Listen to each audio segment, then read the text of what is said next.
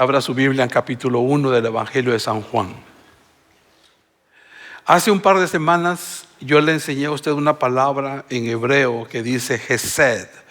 Esa palabra significa amor incondicional, amor eterno, amor para siempre, amor sin término. Hoy tengo una palabra nueva para usted probablemente, o para algunos seguramente lo habrán oído antes, pero la palabra es una palabra que dice Shekinah. La palabra Shekinah literalmente significa Él hizo que morara. Esta palabra Shekinah básicamente es una palabra extrabíblica acuñada por rabinos judíos para referirse literalmente a la presencia de Dios, a la manifestación física o a la morada de Dios aquí en la tierra. Les repito, la palabra Shekinah significa literalmente la presencia de Dios manifestándose físicamente, o también se refiere a la morada de Dios aquí en la tierra. La palabra Shekinah se vio claramente en el Éxodo, cuando el pueblo de Dios anduvo por el desierto. El Shekinah se manifestaba de dos maneras: la nube enfrente y el sol detrás en la noche. Era muy importante que el pueblo de Dios salió de Egipto, pero fíjese bien, el Shekinah o la gloria de Dios iba adelante de ellos. Cuando oscurecía, cuando llegaba la noche, la columna de fuego, el Shekinah de Dios iluminaba, traía luz hacia la población que caminaba errante por el desierto. ¿Por qué es importante para nosotros hoy en día el Shekinah? Porque tú necesitas de la presencia de Dios. Porque donde tú vayas, necesitas de la presencia de Dios. En donde tú estés, necesitas estar consciente que la presencia de Dios está contigo. Para los hebreos habían tres razones por las cuales para ellos era importante la presencia de Dios, el Shekinah de Dios. Primero, porque significaba la presencia de Dios. Literalmente era como que Dios estuviera diciendo: estoy contigo. Para eso era muy importante para el pueblo hebreo que el Shekinah caminara con ellos. ¿Por qué? Porque era la presencia de Dios diciéndoles: estoy contigo. De la misma manera, usted y yo necesitamos la presencia de Dios para asegurarnos de que Dios está con nosotros. Nosotros necesitamos de la presencia de Dios más de lo que usted se puede imaginar. Usted corre riesgos todos los días y la presencia del Señor lo guarda, lo protege, como vamos a ver más adelante. Es muy importante que usted entienda que la presencia de Dios es vital, es necesaria para su vida, especialmente pensando en los días difíciles en los que vivimos. Y algunos de ustedes tienen trabajos arriesgados. Tienen trabajos que se pueden caer de un techo, tienen trabajos de que alguien los puede asaltar, tienen trabajos en donde su vida literalmente corre un riesgo y usted necesita saber que Dios está con usted. Todos nosotros caminamos por un mundo hostil en donde necesitamos saber que Dios está con nosotros. La segunda razón por la cual para los hebreos era importante el Shekinah, y es importante para nosotros el día de hoy, es que Dios dice, es la protección de Dios. La protección de Dios diciéndonos: yo estoy para ti. Yo estoy para ti. Nosotros necesitamos la presencia de Dios porque Quiero que usted recuerde qué pasó en Éxodo capítulo 14, versículo 24. Allí dice la Biblia que el Señor, en el pilar de fuego de la nube, provocó el pánico de las fuerzas egipcias. Cuando estaban siguiendo al pueblo, el Shekinah de Dios, dice la Biblia allí en Éxodo capítulo 14, que Él confundió a los que perseguían al pueblo de Dios. El Shekinah es importante, la presencia de Dios es importante porque te sirve de protección. Eso fue el pilar de fuego para Israel. No fue una decoración. No era solamente algo que venía detrás de ellos como algo para decorar. Al contrario, era la escolta segura. Era un escudo, era un guerrero. Israel no sobrevivió, mis hermanos, porque era fuerte. Israel sobrevivió porque estaban protegidos por el Shekinah. O sea, tú no vas a vencer las batallas sin la presencia de Dios. Tú no vas a vencer los retos que tengas sin la presencia de Dios. Los necesitas para hoy, los necesitabas ayer y lo vas a necesitar mañana. La presencia de Dios es importante porque trae protección. La tercera razón por la cual era importante para los hebreos era porque les daba dirección. En otras palabras, te estoy guiando. Cuando nosotros vimos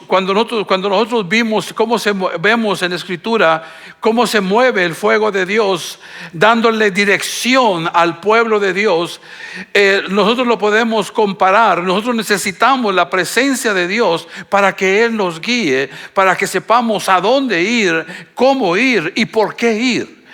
No necesitamos no solo nuestros impulsos, necesitamos la pura presencia de Dios para que Él sea el que nos guíe. La presencia de Dios, el Shekinah de Dios, era muy importante para ellos, como lo es importante para nosotros en el día de hoy. Mientras Israel viajaba por el desierto, Dios no solo los guiaba con una columna de fuego, les dijo que construyeran algo que sirviera como el centro del culto. Les dijo que criaran, que elaboraran el arca del pacto o el arca de la alianza. Y Dios le dio instrucciones exactas a Moisés de cómo debería de construir esa arca del pacto. Pero eso no era para que fuera un símbolo religioso, sino el hecho era el construir el arca de Dios. Literalmente era necesario para que la presencia de Dios reposara en medio de esos dos querubines que usted ve con las alas abiertas en esa foto que está en la pantalla. Dios les dijo: ¿saben qué? Mi presencia va a habitar en medio de ustedes. Ustedes para eso necesitan hacer un arca en donde mi presencia va a reposar. Y mi gloria, la gloria, el Shekinah de Dios va a estar allí. Y esto era tan importante, mis hermanos, para que estaba en el templo de Jerusalén.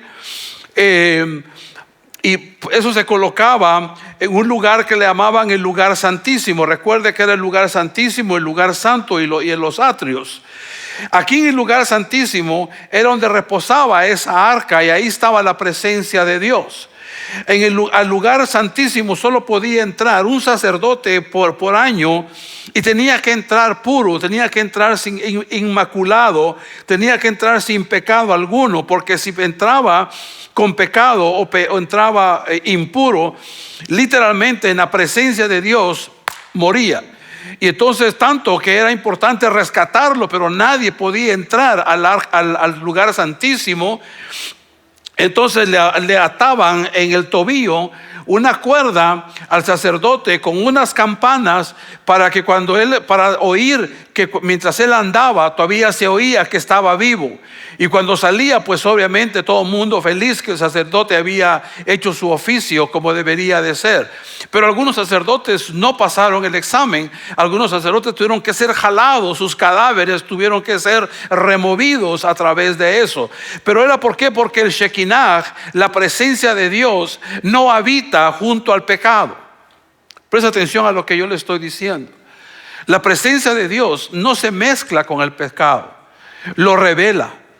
La presencia de Dios muestra lo que está equivocado. La presencia de Dios es como un rayo X, ¿verdad? Que te muestra más allá de lo que el ojo natural puede ver. Y esto era muy importante, mis hermanos, para el pueblo de Israel, como lo es importante para nosotros en el día de hoy. Es muy importante hacerle notar a usted que sin la presencia de Dios es mejor no ir a ningún lado. Si Dios no va con nosotros, lo mejor es quedarnos. Pero si estamos convencidos de que tenemos que ir, asegurémonos de que a donde vayamos, la presencia de Dios va con nosotros. Pero para eso, tú necesitas vivir una vida que le agrade a Él. Necesitas vivir una vida que no te descalifique, un estilo de vida que le agrada al Señor. Bueno, ya les dije al respecto del arca, pero era muy importante para el pueblo de Israel. Pero ahora quiero que nos remontemos a unos 587 años antes de Cristo. Quiero que vayamos a Jerusalén y que allá busquemos a un profeta llamado Ezequiel.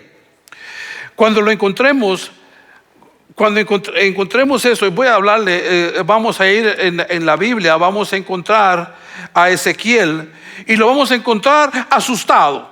Lo vamos a encontrar abismado, lo vamos a encontrar sorprendido, probablemente con una cara demacrada, probablemente con un rostro apenado, probablemente con un gesto en su cuerpo, demostrando terror, demostrando angustia, porque él tuvo una visión. Y la visión era que él vio cómo el Shekinah de Dios era removido del arca y cómo abandonaba el templo. Y esa presencia nunca más regresó a ningún esfuerzo que el hombre haya podido hacer por traer la presencia de Dios otra vez de manera manifiesta, como era en el arca del pacto. Pasaron entre el Antiguo y el Nuevo Testamento. Hubo un silencio de aproximadamente 400 años. 400 años en los que Dios no habló. Ya no se manifestó, ya no habló con el pueblo como hablaba antes a través de profetas. Y ese silencio era parte de la profecía, parte del sueño que Ezequiel había visto. Ezequiel vio cuando la gloria de Dios, la luz de Dios se fue de la casa de Dios, del templo de Dios. Eso lo dejó al pueblo, y estaban acostumbrados a que tenían siempre la presencia de Dios ahí en el arca, pero adoraban otros dioses fuera del templo. Tenían una vida promiscua, una vida pecaminosa, hacían sus fiestas o lo que fuera para agradar a otros dioses, pero ellos tenían la plena confianza que allá en el templo reposaba la presencia de Dios. Pero cuando la presencia de Dios se fue de ahí, se les quitó lo que para ellos les daba tanta confianza, que de manera que a partir de eso el templo fue destruido, Israel fue llevado cautivo y comenzaron a pasar muchas calamidades a partir del momento en que la presencia de Dios dejó de estar físicamente en el templo. ¿Sabes qué puede pasar en tu vida sin la presencia de Dios? Calamidad puede venir. Sin la presencia de Dios, confusión puede venir a tu vida. Sin la presencia de Dios, pueden ocurrir tantas cosas que no deseas que ocurran, pero que van a ocurrir porque has rechazado a la presencia del Dios vivo. Durante cientos de años estuvo en silencio Dios. Incluso después de que los judíos regresaban del exilio y el templo fuera reconstruido, no estaba cerca de su antigua gloria. Estaba totalmente oscuro. Sin duda hay momentos de gran esperanza, pero lo que Israel tiene ahora son los recuerdos de cómo solían ser las cosas 600 años. Cómo solían ser las cosas. Ahora, 600 años después, Jesús entra en la historia. Hay una de las cosas que se comienzan a poner bonitas. Después del nacimiento, vida, muerte, resurrección y ascensión de Jesucristo, el apóstol Juan está escribiendo y quiere que la gente entienda, que nosotros entendamos la importancia de lo que ha ocurrido. Quiere que las futuras generaciones comprendan cómo Jesús lo cambió todo. Así que él escribe en Juan capítulo 1, versículos 1 a 5, dice lo siguiente: en el principio era el Verbo, y el Verbo era con Dios, y el Verbo era Dios. Él estaba en el principio con Dios. Todas las cosas se hicieron a través de Él, y sin Él nada se hizo, nada de lo que fue hecho, quise escribir. En Él estaba la vida, y la vida era la luz de los hombres, y la luz brilla en la oscuridad, y la oscuridad no la ha vencido. Presta atención al versículo 4. En Él estaba la vida, y la vida era la luz de los hombres. Se está refiriendo a que Jesús era la luz entre los hombres. Y usted sabe que la Escritura dice que Jesús vino a los suyos, a los judíos, y los judíos lo rechazaron. Esto se va a volver algo importante dentro de un momentito. En Juan capítulo 1, nosotros entendemos que Juan estaba utilizando un lenguaje similar al de Génesis capítulo 1, cuando habla de la creación. Se refiere a Juan capítulo 1,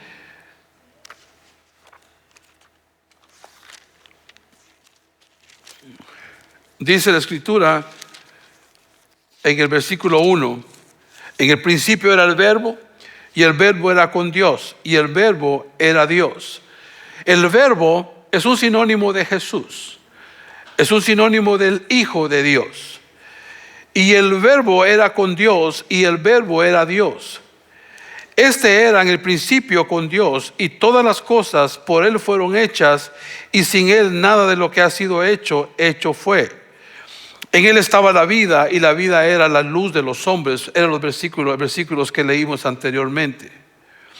Si retrocedemos a Génesis capítulo 1, antes de que Dios criara nada, la tierra estaba vacía y sin forma. ¿Y qué había en las profundidades de la tierra? Solo oscuridad. Solo oscuridad. Entonces, en el primer día, ¿qué fue lo que Dios creó en el primer día de la creación? No creó el sol ni las estrellas. Eso fue hasta el cuarto día. La primera cosa que dijo fue: hágase la luz. Presta atención a esto: hágase la luz. Fue lo primero que Dios creó. Fue lo que llamó a la existencia, fue la luz. Pero si no había creado todavía el sol ni las estrellas, ¿qué era la luz? La luz era la pura presencia de Dios. Era lo único que podía justificar eso. Era la presencia real de Dios iluminando lo que Él había creado, que al principio estaba oscuro. Ahora Él dice: hágase la luz, y la luz fue hecha diciendo con esto que ahora su presencia iluminaba todo lo que él había creado. ¿No le parece eso lindo? A mí me parece algo extraordinario el saber que el Creador mismo es la luz, es la luz, y que va a ser encarnada en Cristo Jesús. A mí me parece que algunos de nosotros no nos gusta adornar nuestra casa con luces navideñas. A mí no me gusta subirme las escaleras, ¿verdad? Primero porque la edad no me lo permite. No, no es verdad. En realidad tengo inestabilidad en una de mis piernas y entonces no me arriesgo a subir a las escaleras. Pero me gusta mucho la iluminación de Navidad. Me gustan mucho las luces de Navidad. Me gusta mucho ver las casas adornadas, las casas brillando con luces navideñas, porque tienen un sentido para mí, hacen un sentido para mí.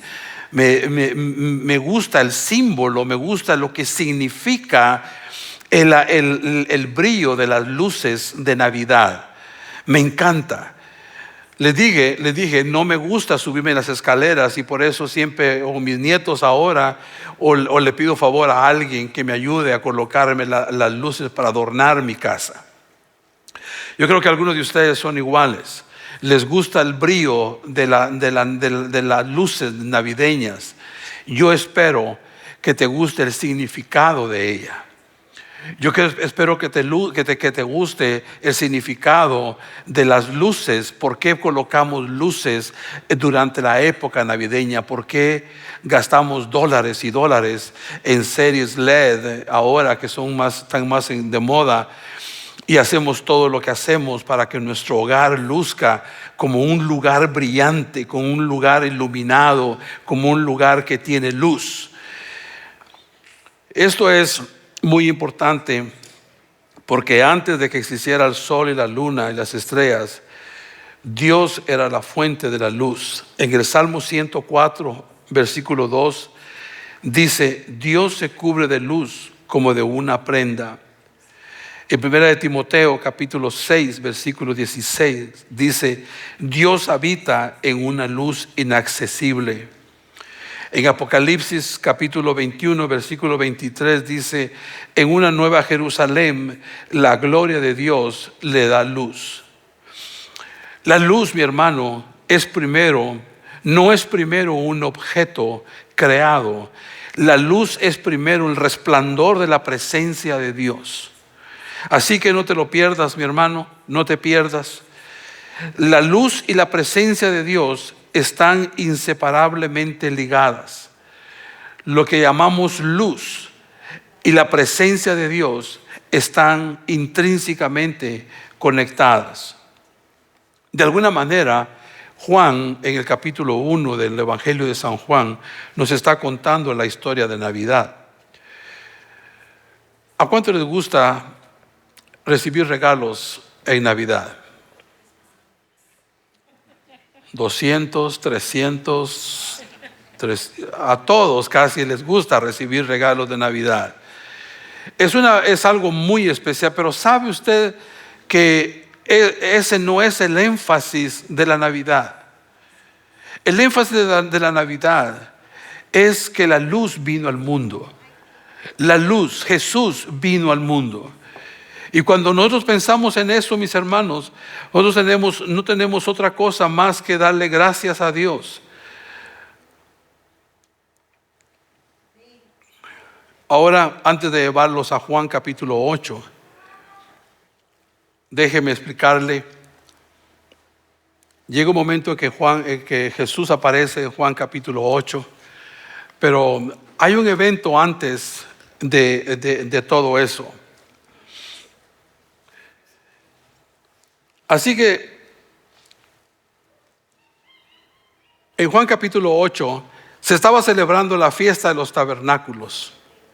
La fiesta era una fiesta judía que recordaba lo que Dios había hecho en determinado momento con el pueblo de Dios. Y era una fiesta que duraba 8 días. Era 8 días de la fiesta. Y era como celebrar Thanksgiving durante toda una semana y un día más. Básicamente con fiesta. Pero había una fiesta que se hacía, una parte que se hacía en la mañana y otra ceremonia que se hacía en la noche. Durante la mañana se lavaba, se llevaba agua al templo y se lavaba y la gente derramaba agua como un símbolo de gratitud a Dios.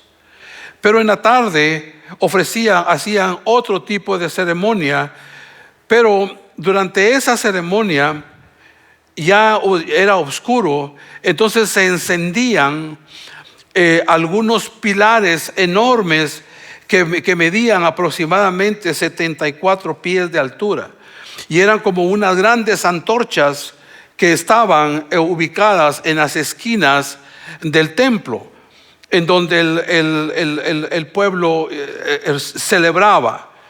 Y entonces es allí cuando termina la fiesta, en el día octavo, cuando termina la fiesta, es allí cuando Jesús se pone enfrente y dice lo siguiente. Juan capítulo 8, versículo 12. Yo soy la luz del mundo. Quien me siga no caminará en oscuridad, sino que tendrá la luz de la vida. Imagínese usted, para los judíos, la gloria Shekinah se había partido. La luz para ellos era algo muy importante. Para ellos, el significado de la luz como la presencia de Dios en algún momento era tal. Pero imagínense, ahora la fiesta ha terminado, la fiesta de los tabernáculos ha terminado y han apagado totalmente esas luces que ponían para iluminar. Dice que esas luces se podían ver a distancia, bien lejos, uno las podía distinguir porque eran muy obvias. Pero ahí está, apagan las luces y ahí está Jesús diciendo: yo soy la luz del mundo. Quien me siga no caminará en oscuridad, sino que tendrá la luz, que dice, de la vida. Nosotros tenemos que aceptar el hecho de que necesitamos luz para poder caminar. Necesitamos a Jesús para poder caminar. ¿Qué dice Juan capítulo 1, versículos 4 a 5? En él estaba la luz y la vida era la luz de los hombres. La luz brilla en la oscuridad y la oscuridad no lo ha vencido. En él estaba la vida y la vida era la luz de los hombres. En otras palabras, Jesús estaba diciendo: todo lo que representa la gloria Shekinah, todo lo que representa que la presencia de Dios está aquí, ya llegó. Soy yo la luz del mundo. Soy yo la gloria que ustedes necesitan seguir. Soy yo el que va a iluminar la oscuridad. Todo lo que significaba para el pueblo hebreo, para el pueblo judío, la gloria Shekinah, Jesús está diciendo: aquí estoy, soy yo la luz. Soy yo esa gloria Shekinah, soy yo el resplandor de la gloria de Dios. Ahora imagínese usted a los que estaban ahí oyéndolo decir: yo soy la luz del mundo.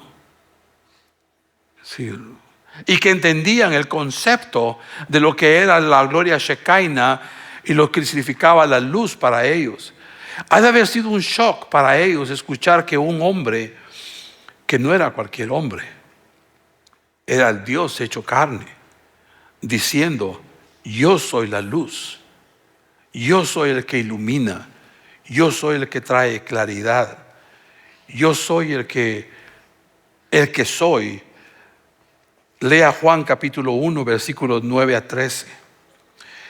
La verdadera luz que da luz a todos venía al mundo. Él estaba en el mundo y el mundo fue creado a través de Él, pero el mundo no le conocía. Él vino a los suyos y su propio pueblo no lo recibió. Pero todos los que lo recibieron, que creyeron en su nombre, dio el derecho de convertirse en hijos de Dios, que no nacieron de sangre ni de voluntad de carne, ni de voluntad humana, sino de Dios. Y el Verbo se hizo carne y habitó entre nosotros, y hemos visto su gloria, gloria como la de unigénito Hijo del Padre, lleno de gracia y verdad. Ese es el Jesús al que yo te vengo a presentar en esta tarde. El Jesús que es la luz del mundo, que es la esencia misma de Dios Padre, que es Dios en sí mismo. Él es el que va a estar contigo, ya sea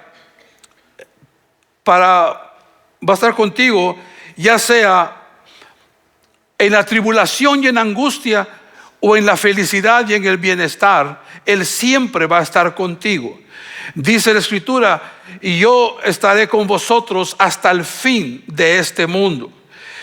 Ese Jesús que te vengo a presentar, este Jesús que es la razón de nuestro Christmas, de nuestra Navidad, que es la luz que justifica que alumbremos nuestros hogares. Ese Jesús que te va a proteger, que te dice: yo estoy aquí para ti. Es el Jesús que te dice: yo te puedo dar dirección. Yo le puedo dar dirección a tu vida, porque yo soy el Verbo hecho carne. Nada fue hecho si no ha sido hecho por mí, dice el Señor. Y entonces vengo a decirte en esta tarde, mi hermano, que es importante que, si nunca lo has hecho, si tú nunca le has dicho al Señor Jesús: Señor Jesús, entra en mi corazón. Reconozco que he sido pecador o pecadora, que he caminado alejado de tu autoridad,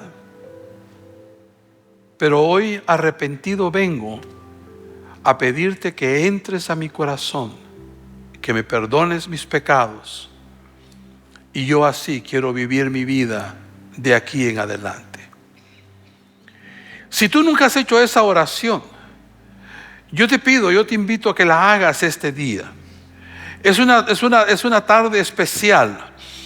Es una tarde en la que tú puedes o reconciliarte con Dios si te has separado de Él, o recibir a Jesús, la luz de este mundo, para que Él sea tu guía, tu protector, el que está allí para ti. Si quieres hacer esa oración, levanta tu mano ahí en el lugar donde tú estás y permíteme orar por ti. Si tú quieres entregarle tu corazón a Cristo Jesús en esta tarde, si tú quieres decirle a Jesús lo que yo ya dije, es muy importante que lo hagas, porque eso le va a dar razón a tu vida aquí en la tierra. Como todos somos de la familia de la fe, como todos somos cristianos ya, yo quiero pedirte que hagas un compromiso con Jesús, de que durante todos estos festejos de Navidad sea Él la luz en tu hogar, que sea Él la luz que justifica lo que haces para celebrar su nacimiento. Póngase de pie, por favor. Padre amado, estamos en un momento especial en nuestras vidas, en el que necesitamos la gloria de Dios, necesitamos la presencia de Dios en nuestras vidas. Y creemos, Dios, que esa luz que vino al mundo, Jesucristo, Él es Dios también, y Él nos puede guiar, nos puede proteger. Nosotros solo queremos caminar a la luz de tu palabra. Te suplico, Padre, en el nombre de Jesús, que tú nos permitas ser ejemplos para otros, Durante este mes, Señor, en que estaremos hablando al respecto de la luz que es Cristo Jesús, te ruego, Dios, que tú traigas más claridad a nuestras mentes, traigas más entendimiento y que nos permita, Señor, llegar el día de la celebración del nacimiento de nuestro Redentor con la plena convicción de que es a ti a quien nosotros adoramos. Gracias te doy, oh Padre. Bendigo a mis hermanos para que todo lo que hagan durante el resto de esta semana sea prosperado. Que los guardes del mal, Señor, líbralos del mal, protégelos, Señor, que a donde vayan, vayan bajo tus alas y que estén protegidos por la sombra del Altísimo. Yo los bendigo una vez más, Dios, en el nombre de Cristo Jesús. Amén y amén. Dios me los bendiga, mis amados. Gracias por escucharme.